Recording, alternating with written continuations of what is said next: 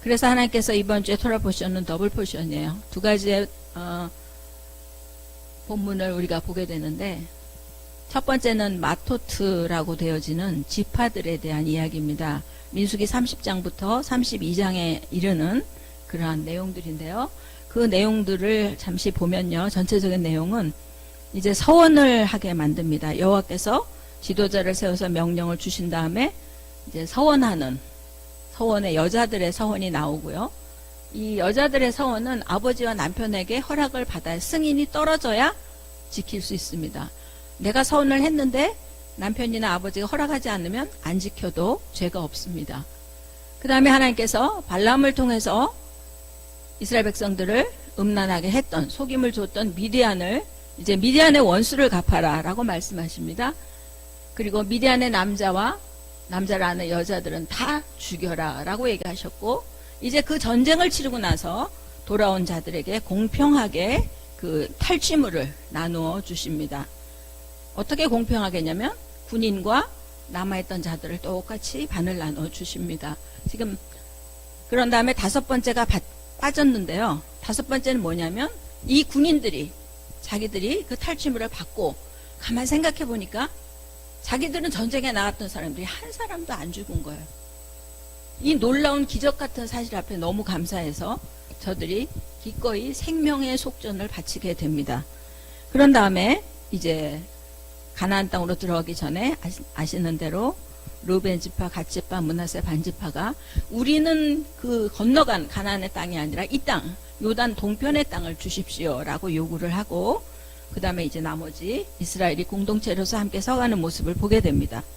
그래서 여기 마토트 지파라고 되어 있는 것은 원어가 마테라는 것에서 나왔는데요. 이 마테의 뜻은 지파이면서 또 가지이면서 지팡이와 홀의 의미가 있습니다.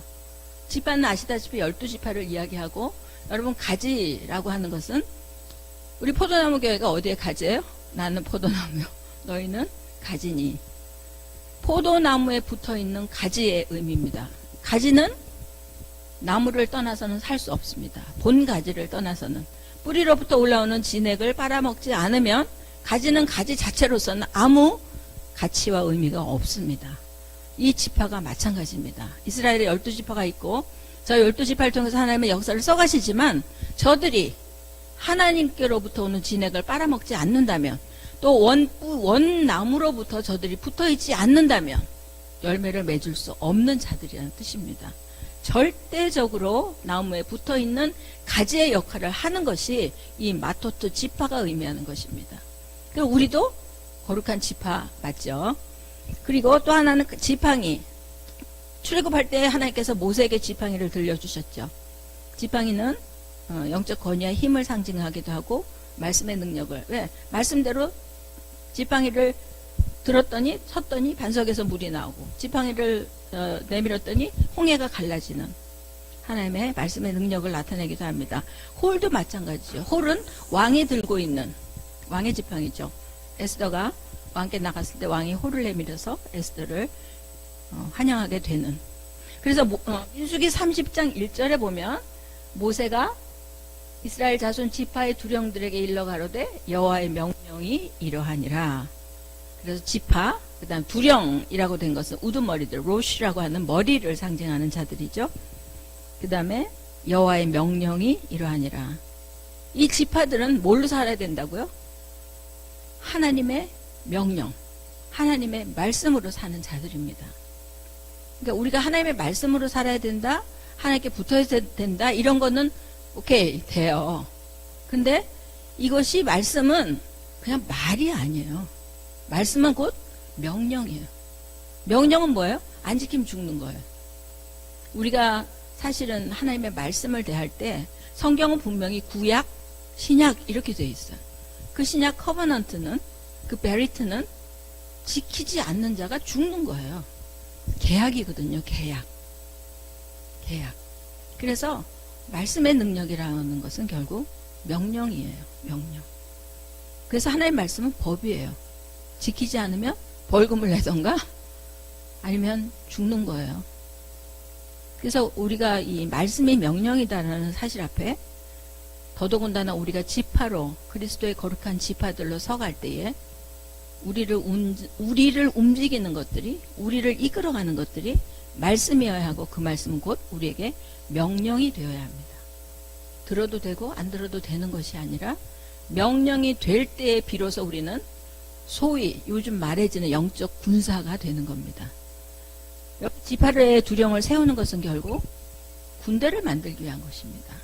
그래서 그 다음에 이제 서원법이 나오는데, 서원은 사함을 받을 수 있는 서원도 있고 사함 받지 못하는 서원도 있는데, 미성년자의 서원이나 혼전의 서원은 또 결혼 후 남편으로부터 허락된 것은 사함을 받을 수 있습니다. 그 다음에 이혼당한 여자가 하지 않는 것은, 서원을 지키지 않는 것은 용서받지 못합니다. 그리고 그 다음에 이제 미디안을 전멸하게 되는데, 각 지파, 이스라엘 100만 명 중에서 각 지파마다 1000명씩을 이렇게 나오게 합니다. 1000명이 상징하는 엘레프는 우리가 알고 있는 히브리어 단어의 맨 첫 자, 황소를 상징하기도 하고 머리를 상징하기도 하고 사실은 하나님을 상징하는 단어죠. 그래서 그 1000명이 각 지파마다 차출이 됐고, 그럼 전부 얼마예요? 12,000명이죠. 12지파니까. 그 12지파가 12명이 이제 전쟁에 참여하게 되고 미디안을 진멸하기 위해서, 그리고 그 대장을 누가 세워요? 비나스가 서게 되죠. 비나스는 하나님 앞에 합당치 못한 죄를 스스로 나가서 징벌했던, 생명을 걸고 자기가 이 사람을 다 죽이지 못하면, 창으로 두 사람을 찌르지 못하면, 죽지 않으면 막 이렇게 고통스러워하고, 또 그것 때문에 자기가 위험에 처할 수도 있음에도 불구하고 하나님의 질투를 가지고 나갔던, 그래서 그에게 성소의 기구와, 여기서 기구는 캐리라고 하는데 방패일 수도 있고 악기일 수도 있고, 그 다음에 나팔을 들려서 함께 보냅니다. 그리고 그들은 승전을 합니다. 민수기 31장 13절부터 승전하고 돌아오는 군대를 맞으러 모세와 남은 백성들이 진 밖으로 나가서 그들을 환영합니다. 왜냐하면 저들에게 있어서 이 진은, 군대의 진은 단순한 군대의 진이 아니었습니다. 보통 일반 열방에서 날아가는 군대 중에 어떤 막사라 그러죠. 우리는 군대. 그 막사가 아니라 하나님의 임재가 있는, 하나님이 함께하는 곳이었습니다. 그래서 전쟁의 승리는 했지만 사람들을 죽여야 됐고 사람들의 피를 봐야 했던 그들을 진으로 들어오지 못하게 하는 것이죠. 그래서 진의 성결과 거룩함을 지켜나가는 것, 구별하는 것들을 배웁니다. 여러분, 우리가 거룩한 자라고 얘기합니다. 거룩한 자의 표시가 뭡니까? 우리가 거룩한 자면 우리는 구별되어야 합니다. 어디로부터? 우리가 살아왔던 세상의 법으로부터. 어디로? 하나님 나라의 법으로 가야 됩니다. 내가 지금 살아가고 있는 법이, 내가 움직이고 있는 기준이 내가 여태까지 살아왔던 나의 기준인가? 내가 세상에서 배워온 모든 사람들이 따라가고 있는 그것인가? 아니면 다른 법인가? 때로는 그것이 같을 수도 있고 다를 수도 있지만 대부분 중심이 달라졌기 때문에 달라지는 것이죠. 구별되어야 합니다. 세상 사람들이 봤을 때 때로는 미련해 보이고 때로는 바보 같아 보이고 그런 법. 그래서 우리는 아이들에게도 우리에게도 동일하게 거룩함을 가르쳐야 합니다. 그래서 돌아와서 그들을 물과 불을 통과하게 합니다. 그 다음에 넘어가죠. 그 다음에 모세가 군대의 지휘관들에게 노했는데, 왜냐하면 미디안 여자를 살려준 것 때문에, 여기는 지금 기록을 안 했는데 거기 세 번째 보면 금, 은, 동, 전리품 모두를 불을 통과하게 하고, 불이 지나면 안 되는 물건들은 물을 통과해서 정결하게 만든 다음에 가지고 들어옵니다. 불세례와 물세례, 우리가 받아야 될 세례들 또한 이제 물세례를 통해서 거룩해졌죠. 날마다 성령의 불로 우리의 죄를 태워야 합니다. 그래서 하나님 나라에 들어갈 수 있는 거룩한 성도들은 날마다 이 씻음, 우리가 지난번에 한번 봤죠. 붉은 암송아지를 태운 물과 태운 재를 성소의 흙과 섞은 정결케 하는 물로 씻김을 받도록 주께서 하셨던 것들을 보게 되죠. 그리고 7일 동안 이들은 진영 밖에 거주해야 됩니다. 그리고 3일째, 7일째 이거 하는 물이 그 정결케 하는 물, 붉은 암송아지를 태웠던 그 물이죠. 그래서 몸을 깨끗하게 한 다음에 7일 만에 이제 진영 안으로 들어옵니다. 그러니까 우리도 사실은 어떤 의미에서 예배 안으로 들어오려면 거룩해야 들어오는 거예요. 거룩해져서 들어와야 하는 것이 맞습니다.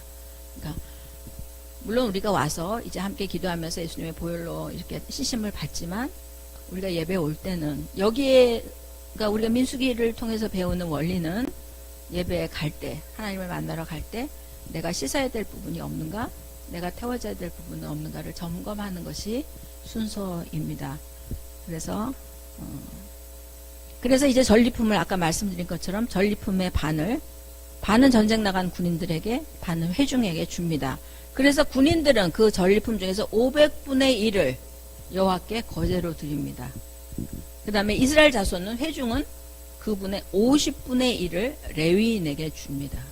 그러니까 다윗이 전쟁에 나갔다가 돌아왔을 때도 우리가 보죠. 전쟁에 나간 사람의 그 안에서 지키고 있던 자들에게 그 전리품을 나눠주죠.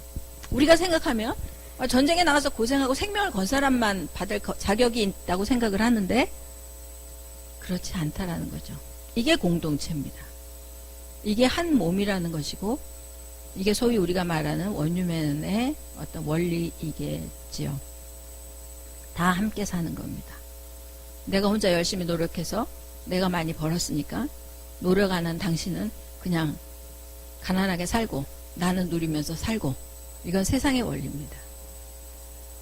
하나님은 끊임없이 우리가 이 구약 전체를 통해서 특별히 하나님이 의라고 이야기할 때 그 의에는 구제가 포함되는 것을 우리는 늘 말씀에서 발견합니다. 그리고 그 반을 받은 군인들은 너무 감사하니까 우리가 12,000명의 군인들 중에 한 사람도 죽지 않은 기적을 체험했습니다. 그래서 그들에게 생명의 속전을 가지고 옵니다. 그리고 이제 민수기 32장에 가면 르우벤, 갓, 므낫세 반지파들은 이제 가다 보니까 야셀과 길르앗을 보니까 굉장히 좋아요. 자기들이 굉장히 양이 많았는데 그 양들을 목축하기에 너무 좋은 땅인 거예요. 보니까. 그래서 우리가 저 땅을 가지면 안 되겠습니까? 라고 해서 모세에게 요구합니다. 여러분, 이 지파, 두 지파 반의 요구를 보면서 어떤 사람이 생각나지 않으십니까?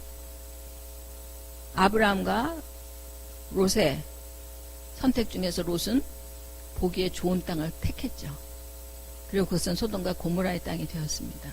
그러니까 우리 눈에 보기에 좋고 윤택해 보이고 기름진 땅은 좋기만 한 것이 아니라 거기에 죄악을 짓기에도 좋은 땅인 것이죠. 모든 게 있기 때문에. 그래서 모세는 가데스 바네 사건을 상기시킵니다. 너희들이 왜 그 땅을 요구하느냐? 우리가 어떤 것을 주님 앞에 기도할 때, 또 어떤 것을 주님 앞에 구할 때 내가 왜 구하는지를 주님이 때로 물으신다는 것을 우리는 여기서 발견합니다. 내가 왜 구하는가? 내가 왜 그것을 기도하는가? 하나님 모든 것을 우리가 기도하길 원하고 모든 것을 구하라 하셨지만 왜 구하는지에 대한 마음의 중심을 뚫어보시는, 꿰뚫고 알고 계시는 분이라는 사실을 늘 우리는 염두에 두어야 합니다. 그래서 땅은, 이들이 구했던 땅은 양들을 목축하기에 좋은 기름진 땅을 구했지만 우리가 지난주 슬로바스의 딸들이 구했던 땅 또한 부동산이 아니었다 그랬죠. 근데 이들은 그냥 눈에 보이는 정말 부동산 의미의 땅을 구한 겁니다. 그래서 땅은, 성경에 나타난 땅은 늘 언약적 관점에서 이해해야 합니다. 만약에 그게 부동산이고 소유의 개념이라면 절대 희년의 법을 지킬 수 없습니다. 안식년의 법도 지킬 수 없게 되죠. 내 건데 왜 돌려줘야 돼? 내가 분명히 돈 주고 산 땅인데, 빚 대신에 받은 땅인데 왜 돌려줘야 되냐는 질문이 나오죠. 땅은 부동산이 아닙니다. 성경에서의 땅은 부동산이 아니고 언약적 관점에서 보아야 되고, 우리의 소망과 목적이 어디에 있는가를 우리로 비춰보게 합니다. 내가 기도하는 것, 어쩌면 내가 사역하는 것, 어쩌면 내가 돈을 버는 것, 내가 무언가를 이루려고 하는 것이 나의 삶인가? 아니면 나를 통해서 날마다 주기도문을 외우시면서 하늘에서 이루어진 뜻이 이 땅에서 이루어지게 하옵소서. 이 땅은 어디예요? 우리예요. 우리 각 개인입니다. 그러니까 우리 모두는 다 소명자예요. 그리스도인으로 부름받은 우리 모두는, 예수 그리스도로 말미암아 구원받은 우리 모두는 다 하늘의 소명자예요. 그러니까 이제는 더 이상 내 삶이 없어요. 내가 살아가는 삶 자체가 하나님의 뜻을 이루는 삶으로 이어져야 되는 것이죠. 그래서 나의 삶을 사는가 아니면 소망을 이루는 삶, 소명을 이루는 삶을 사는가, 이것이 우리 삶의 방향이 되어야 되고 목적이 되어야 합니다. 그래서 그들의 땅을 허락했지만 모세는 너희가 가서 다른 민족, 너희 말고 남아있는 다른 민족이 요단을 건너가서 가나안에 들어가서 그 전쟁을 다 치루어서 그 민족들이 그 땅을 정복하기까지 너희는 돌아갈 수 없다. 너희가 그것들을 함께 전쟁을 치르고 그 땅을 다 각 지파들이 소유하게 된 후에, 그리고 너희들은 돌아와서 그 땅을 가지게 될 것이다 라고 가르칩니다. 그리고 그들은 이제 어쨌든 요단강 건너기 전에 자기들이 구했던 땅을 정복해서 다스리고 새 이름을 붙였다라고 되어 있습니다. 32장 38절에 보면 무하모트 쉔이라고 해서 새로운 이름을 붙였는데, 우리도 뭐 이제 바이블 네임 같은 것도 새로운 이름 많이 쓰시죠. 이 무사바의 원형은 하나님 앞에 변화된 마음의 상태를 이야기합니다. 그러니까 성경에서의 땅은 우리예요. 우리 마음. 땅의 비유를 예수님도 하셨죠. 옥토의 비유를 하셨고 가시가 많은 땅의 비유를 하셨는데, 이 땅은 결국 우리의 심령입니다. 심령. 그래서 우리 내면에 있는 가나안의 요소들, 가나안 7족속이 상징하고 있는 내면의 죄의 요소들을 정복하는 것이 하나님의 형상을 회복하는 것이고, 이 새로운 이름에 합당한 삶과 마음과 정체성을 가지게 되는 것입니다. 이것이 거룩입니다. 내가 살아왔던 삶에서 조금 더 플러스 알파 되는 것이 아니라 우리는 새로운 사람으로 태어난 것입니다. 그래서 여기까지가 이제 마토트 지파가 우리에게 주셨던 메시지고요. 그 다음에 이제 넘어가면 이제 마세이라고 하는 여정에 대한 이야기를 보게 됩니다. 여정이라고 하면 어떤 이야기가 생각나십니까? 이스라엘 백성들이 출애굽해서 가나안에 들어가기까지 광야에서 그 세대들이 물론 다 이제 죽게 됐지만 몇 개의 진을 치냐면 42개의 진을 칩니다. 여기 나오죠? 42개의 진을 치고, 이 42개가 상징하는, 히브리에는 다 숫자값이 있죠. 42는 40 플러스 2입니다. 40이 상징하는 맴, 진리, 생명, 물에다가 2가 상징하는 베이트, 집. 그러니까 붙여면 뭐예요? 진리의 집이에요. 진리의 집. 진리의 집을 짓는 과정, 생명의 집을 짓는 과정, 생수를 마시는 집을 짓는 과정. 우리에게도 아마도 42개의 진들이 이제 거쳐가게 되겠죠. 몇 개의 진을 우리가 쳤는지 알 수 없지만 우리에게도 이 진리의 집을 지어가는, 진리의 집은 어디예요? 먼저 어디에다 지어진다 그랬어요? 우리의 심령에. 우리가 성전되어야 되는, 주님이 임재하실 수 있는, 주님의 생명과 물과 진리가, 말씀이 임재할 수 있는 곳, 그것들을 지어가기 위한 노정인 것입니다. 우리가 살아가면서 이루어지는 모든 환경들, 우리가 만나는 모든 상황들, 때로는 사람들, 때로는 성공과 실패들, 모두가 다 마세입니다. 주께서 우리를 하나님의 백성 만들어가는 마세인 것이죠. 그리고 대제사장 아론이 죽고요, 너희가 가나안에 들어가면 그 속에 있는, 거기에 있던 원주민을 다 몰아내라 라고 말씀하시죠. 그리고 그들을 몰아내고 그 땅을 취한 뒤에 기업으로 여호수아와 엘리야스를 통해서 기업을 나누어 주게 됩니다. 그런데 레위 사람에게 준 성읍은 48개의 성읍, 42개, 아까 얘기했죠. 진이 42개였는데 42개의 레위의 성과 6개의 도피성으로 인해서 레위 지파는 48개의 성읍을 가지게 됩니다. 그리고 도피성이 상징하는 예수님, 그리고 슬로보앗의 딸들이 지난주에 땅을 요구했는데, 그래서 땅을 주면서 조건이 뭐였냐면, 너희가 므낫세 지파의 딸들이기 때문에 다른 지파의 남자들과는 결혼하지 말하라. 왜? 그들이 결혼하면 그들의 기업이 저쪽으로 넘어가기 때문에. 그러니까 므낫세 지파 안에 있는 남자들과 결혼해라. 그래서 저들이 숙부의 아들 사촌하고 결혼을 하게 됩니다. 이것들이 또한 하나님의 뜻을 이루어가는 이스라엘 백성을 통한 또 그 시대를 통한 하나님의 여정인 것이죠.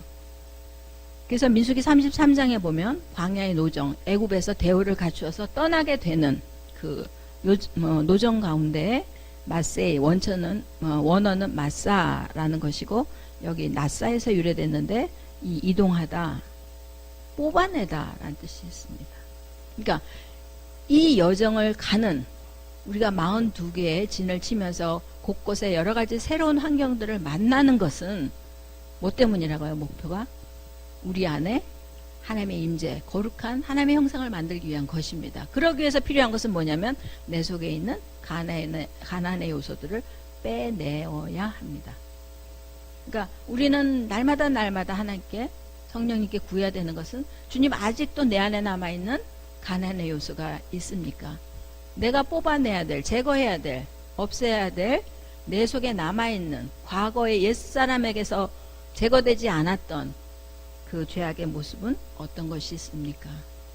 주님 앞에 구하셔야 되고 뽑아내셔야 합니다. 이것이 거룩의 과정이고 이것이 구별된 삶입니다. 세상 사람들은 회개하지 않습니다. 잘 회개하려고 하지 않고 자기들이 살아가는 삶 가운데 어떤 것이 죄인지조차를 모르는 것이죠. 우리는 우리의 신앙이 성장한다라고 하는 것은 죄에 대해서 예민해지는 것입니다. 죄가 점점 더 견딜 수 없는 우리의 모습으로 보여지기 시작하는 겁니다. 그것이 사도 바울이 우리에게 보여주셨죠. 그가 세월이 갈수록 정말 내가 죄인의 괴수다. 그분이 얼마나 죄를 지었겠습니까? 그렇게 우리가 볼 때는 대사도가. 그러나 그는 알게 되는 거죠. 그 일을 하면 할수록 내 속에서 떠오르는, 내 속에서 드러나는 죄들이 얼마나 끈질기게 자신을 붙잡고 있는지를 보게 된 것이죠. 그래서 6월절 다음날 라암셋에서 떠나가서 계속 이렇게 여정을 지나갑니다. 여정을 지나가고 42곳의 여정은 진리의 집이라고 얘기했습니다. 그래서 우리에게 고난, 그들에게 있었던 고난, 우리에게 있는 고난, 그들이 원망하는 것, 불평하는 것, 또 우리가 살아가면서 끊임없이 일어나는 원망과 불평들 모두 하나님은 사용하십니다. 날마다 평안하고 행복한 것만 사용하시면 얼마나 좋겠습니까? 많은 그것만 갖고 인간이 되지 않는 걸 아시는 주님께서 다 사용해서 진리의 집을 완성하도록 하시는 겁니다. 이 진리의 집은 이 땅의 집이 아닙니다. 그래서 이 땅에서 영원한 하나님 나라에서 살 집을 짓는 것이죠. 이것이 우리의 인생의 여정이고 이스라엘 백성들이 지나갔던 광야의 여정 마스에이였습니다. 그리고 이 42라는 숫자가 마태복음 1장 아브라함과 다윗의 자손 예수 그리스도의 세계라 할 때 그게 14, 14, 14, 42대를 지나게 되는 것들을 보게 되죠. 물론 그게 성경의 그 역사적인 인물로 보면 42대가 넘어요. 그런데 하나님께서 42대만 기록한 것은 그 필요한 인물들, 어쩌면 필요하다는 말이 조금 어폐가 있겠지만 주님이 보시기에 필요한 사람들에 대한 계보들을 기록하신 것이죠. 그리고 그것은 14, 14, 14입니다. 여러분 14가 상징하는 게 뭐죠? 14는 다윗의 숫자입니다. 다비드의 숫자가 14입니다. 그리고 이제 그 여정을 지나면서 40년 되던 해에 대제사장 아론이 죽고요. 죽음의 날짜 5월 1일 우리 식으로 얘기하면 제삿날, 장례식 날, 이 날을 기록한 사람은 아론밖에 없습니다. 성경에. 그래서 이제 이스라엘 백성들이 진군을 해서 계속 들어갔는데 가나안에서 하나님께서 허락하신 기업을 허락하셨고 또 그 기업을 얻기 위해서 가나안에선 전쟁을 치러야 합니다. 지난번에도 얘기했지만 1세대는 광야에서 훈련 막 받다가 열심히 훈련을 받다 죽습니다. 그래서 세워진 다음 세대는 이 전 세대의 그 훈련의 여정을 기초로 해서 그것들을 뿌리로 해서 그 훈련 위에 그들은 세워졌고 그들의 삶은 전쟁이었습니다. 가나안을 정복하기 위한 전쟁의 삶. 우리의 다음 세대들은 어떤 삶을 살게 될까요? 우리는 참 평생을 전쟁도 하지 않고 부모님들이 그 전쟁을 겪으면서 배고픔의 세대를 지나서 눈물 뿌려 기도해 놓은 그 기도의 열매들을 따먹고 사는 세대입니다. 우리는 우리의 자손들을 위해서 무엇을 심어 놓았을까요? 우리의 자손들이 살아갈 땅, 그들이 그것이 전쟁이 되었던 거룩을 위한 생명을 드려야 하는 것이든 어떤 것인지 우리가 다 알 수 없지만 그들에게도 여전히 하나님은 그들의 가나안 땅을 정복하게 하실 것이라고 믿습니다. 전에도 그런 이야기들을 가끔 하는 분들이 계셨어요. 우리 젊은 세대, 어린 세대들은 이제 순교하는 법을 가르쳐야 한다. 예수님을 부인하지 않고 예수님을 믿기 위해서 어쩌면 생명을 걸어야 하는 그러한 때를 살 수도 있다. 너희들이 그러할 때에 예수님을 끝까지 택하겠는가? 이걸 가르쳐야 된다는 얘기를 몇 년 전부터 왕왕 하시던 분들이 계셨는데 요즘은 그게 더 가까워진 것 같은 느낌이 들어요. 그래서 우리의 다음 세대들에게 우리도 가르칩시다. 너희가 평생을 살면서 예수님을 믿기 위해서, 예수님의 이름을 지켜내기 위해서 어쩌면 생명을 걸어야 될 수도 있다. 준비해라. 그리고 끝까지 포기하지 말아라. 그걸 가르쳐야 될 때가 되지 않았나 싶습니다. 그래서 성경에서 땅은 늘 우리의 마음이고 어쩌면 우리의 마음에서 하나님께로부터 쫓겨날 수 있는 때가 어떤 건지, 쫓겨날 수 있는지에 대한 것들을 우리는 잘 봐야 합니다. 왜냐하면 원주민을 몰아내야 되고 석상, 우상으로 만들었던 것들을 몰아내야 되고 산당, 바알을 섬기던 제2의 장소, 제2적 장소, 옛 본성이 살아나는 곳을 없애야 합니다. 이 산당은 솔로몬도 없애지 못했어요. 히스기야 때 와서, 요시야 때 와서 완전히 이제 없어졌죠. 이 산당이 의미하는 게 그냥 우리는 뭐 선왕당 이런 생각이 들어요. 우리 산당 이런 걸 들으면 이렇게 막 이렇게 오색 색깔이 막 이런 것들이 걸려 있는 거고 무당이 이렇게 있는 그런 걸 상징한 생각 언뜻 그 개념이 드는데 사실은 그게 아니라 삶의 패턴이에요. 패턴. 우리는 어떤 패턴으로 살아가고 있습니까? 그러니까 예를 들어 우리가 교회에 오면 기도가 되잖아요. 우리 교회는 기도가 이제 그래도 쌓인 교회니까. 그러니까 교회에 오면 기도가 잘 된다면 예를 들어 어디 다른 장소에 가면 내가 내 옛날 본성이 나오는 장소가 있죠. 또 혼자 있을 때 나오는 내 본성이 있어요. 여기서 산당을 없앤다라고 하는 것은 삶의 패턴을 바꾸라고 하는 것은 교회에 있을 때가 아니라 내가 혼자 있을 때 또는 내가 아주 하고 싶은 걸 할 때 다른 사람은 잘 모르는 나만이 아는 나의 남은 옛 습관 하나님과 무관한 아니 어쩌면 하나님을 대적할 수도 있는 죄의 습관들이 혹시 있다면 그것조차를 없애라는 거예요. 그래서 제가 어떤 분한테 그런 얘기를 했는데 어떤 삶의 패턴에서 굉장히 벗어나지 못하고 힘들어하는 분이 계셨어요. 그래서 제가 혹시 이사를 좀 가보시면 어때요? 그리고 제가 물어봤어요.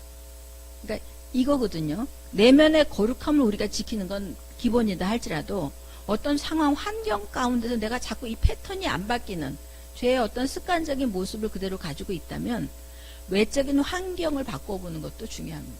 외적인 환경을 바꾸는 거예요. 그러니까 내가 스스로 할 수 없는 것은 어떤 제도적 장치나 아니면 완전히 다른 환경이나 아니면 다른 사람을 만나거나 다른 일을 하거나 뭐 하여튼 이 환경적으로 바꿔지는 것도 굉장히 중요합니다. 산당이 의미하는 것은 그거예요. 그 다음에 종족을 따라서 많은 사람의 숫자가 많으면 큰 땅을 주고 그렇게 종족을 따라서 나누는데 제비 뽑아서 나누도록 하셨고 가나안 족속을 몰아내지 않으면 너희들에게 가시와 옆구리를 찌르는 올무가 돼서 괴롭게 할 것이다 라고 주님이 말씀해 주셨죠. 미리. 그래서 이제 9지파 반이 제비 뽑아 얻을 가나안 땅을 향하여 나아가게 됩니다. 그리고 여기 나온 대로 땅을 기업으로 나눌 자는 엘라살과 여호수아가 엘라살과 여호수아는 대제사장이면서 동시에 왕이신 사실은 예수야의 상징입니다. 두 사람이. 그래서 또한 왕같은 제사장 된 성도의 사명이기도 합니다. 그러니까 아까 말씀드린 대로 땅은 부동산이 아닙니다. 부동산으로 보이지만 부동산만이 아닌 상속과 기업의 의미가 있습니다. 그리고 우리의 심령의 의미가 있습니다. 그래서 그 기업을 지켜내야 하는 것 또한 최고의 또 최선의 우리의 사명이면서 동시에 우리에게 허락된 줄로 재어준 구역들, 우리에게 맡겨진 영역들, 맡겨진 사람들, 이들을 거룩하게 지켜낸 기업으로 만들어가는 것 또한 우리들의 사명입니다. 특별히 남자분들에게서는 1차적으로 가정이죠. 가정. 또 아내된 자들에게는 돕는 배필로서의 사명. 아까 얘기했지만 잠언 31장에 나오는 현숙한 여인처럼 우리가 슈퍼우먼은 될 수 없어도 그런 역할들, 이게 다 기업입니다. 땅을 나눌 자들이에요. 기업을 나눌 자들. 토라의 관심은 땅에 있습니다. 그리고 언약민족 이스라엘뿐 아니라 사실은 우리도 언약민족이 됐죠 이제. 그래서 목표는 언약의 땅으로 들어가는 것입니다. 단순한 구원이 아니라 구원 받아서 어디로 가냐면 언약의 땅으로 들어가야 돼요. 언약의 땅으로 들어간다고 하는 것은 아까 얘기한 대로 기업을 상징합니다. 유업에 대한 것들을 우리가 상속자로 준비되어야 되는 것들을 또한 이야기합니다.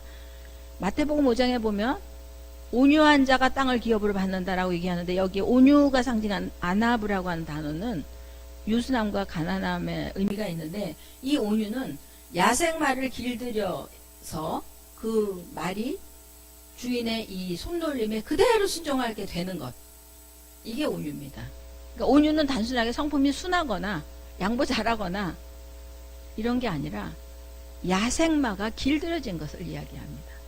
그러니까 우리 속에 있는 하나님을 대적하는 야생마는 뭐냐면 자기 멋대로 사는 게 야생마예요. 자기 하고 싶은 대로 하고 사는 거. 훈련이 안 된 자기 성품대로, 자기의 기호대로, 자기가 생각대로 그런 우리 야생마 같은 우리의 성품들이 주인의 뜻에서 길들여지고 이제는 눈만 봐도, 눈빛만 봐도, 이제 손가락 까딱이는 것만 봐도 우리가 이제 개들도 키우다 보면 그렇게 되잖아요. 그렇게 주인의 뜻에 맞춰가게 되는 것. 이게 온유입니다. 여러분 우리 모두가 다 온유한 사람이 되기를 축복합니다. 주님이 뭘 원하시는지 주님의 눈빛만 봐도 또 목사님을 통해서 선포된 말 단어 한마디만 말씀 하나만 딱 들었을 때도 어마 저 얘기가 이거구나. 저게 나한테 하는 얘기구나. 들릴 수 있는 온유한 자가 되기를 축복합니다. 그래서 모세는 그렇게 온유한 모세도 무리바에서 분노한 것 때문에 가나안에는 들어가지 못했습니다. 그러나 그가 변화산에 등장하죠. 예수님과 함께 서 있는 모세를 보게 됩니다. 그리고 이제 레위지파의 기업은 아까 말씀드린 것처럼 48개 성읍, 도피성을 포함한 48개의 성읍을 갖게 되고요. 레위인의 역할은 제의적 사역을 돕고 토라를 가르치는 자였고 제사장을 돕도록 주어진 헌신하는 자들. 예, 우리 모두가 다 레위인입니다. 그런 의미에서 하나님의 선한 영향력을 백성들에게 흘려보내는 자고 백성들이 빛과 소금의 맛을 잃어버리지 않도록 돕는 자입니다. 그런 의미에서 그리스도인들은 다 레위인입니다. 그리고 도피성은 3개는 요단 이편에 3개는 가나안 땅에 두었는데 6개예요. 6개. 6개가 상징하는 6의 히브리어는 바브입니다. 바브는 못을 상징하면서 동시에 못은 고정시키기도 하면서 또 연결도 시켜주죠. 벽과 어떤 물건을 걸기 위해서 못이 필요하죠. 그래서 6은 인간에게 허락된 인간의 수입니다. 그리고 7은 하나님의 숫자이죠.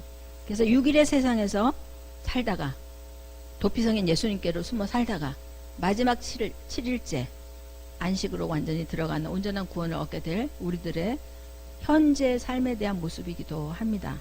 왜냐하면 우리는 의도가 없어도 죄를 지을 수 있는 자들이기 때문에 그렇죠. 그래서 도피성은 죄의 대가인 죽음으로부터 생명을 얻는 것을 의미합니다. 그리고 대제사장이 죽으면 이제 집으로 돌아갑니다. 대제사장의 죽음이 갖는 의미는 속죄입니다.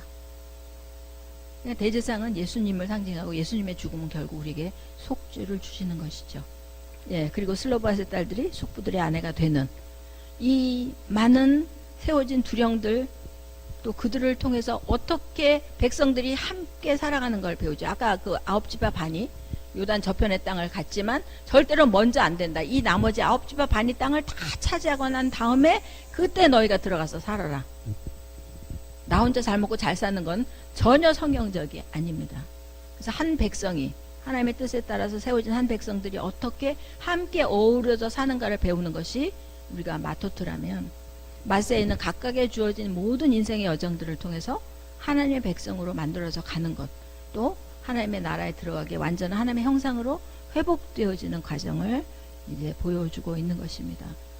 성경에 나타나는 모든 이 지파가 상징하는, 지팡이가 상징하고 가지가 상징했던 삶에서 우리는 개개인의 또 마세의 여정들을 통해서 하나님의 백성으로 완성되어 가고 있는 현재 진행형의 사람이고, 하나님은 여전히 살아계셔서 우리를 그렇게 인도하고 계신 것을 우리는 날마다 감사해야 되는 것이고 그분을 찬양하는 것이죠. 그래서 우리가 찬양을 많이 할수록, 감사를 많이 할수록 우리 안에 하나님의 형상들이 더 많이 회복되고 있는 것을 우리는 알게 됩니다. 왜냐하면 아까 말씀드린 것처럼 가나안 7족속을 쫓아내야 하는, 그 낯사 뽑아내야 하는 죄의 요소들은 다 가나안 7족속이 가지고 있던 불평, 교만, 독설, 자기 혼자 살고자 하는 이기심, 이 모든 인간이 지을 수 있는 모든 죄를 상징하는 것이기 때문에 그렇습니다. 우리가 모두 이 죄로부터 자유케 되는, 또 우리를 자유케 하는 길을 열어놓으신 주님을 찬양하고 우리가 자유인인 것을 선포하는 우리 모두가 되기를 축복합니다. 샬롬.